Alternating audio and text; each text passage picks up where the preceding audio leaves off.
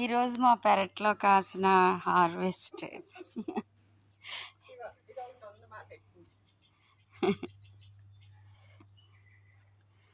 వంకాయలు, చిక్కుడుకాయలు. అక్కడ కనిపిస్తుంది కదా ఆ పాదివి చిక్కుడుకాయలు. ఇవి ఇవి పందిరి చిక్కుళ్ళు, ఇవేమో మొక్క చిక్కుళ్ళు అన్నమాట. ఇది తొక్క దలసరగా ఉంటుంది.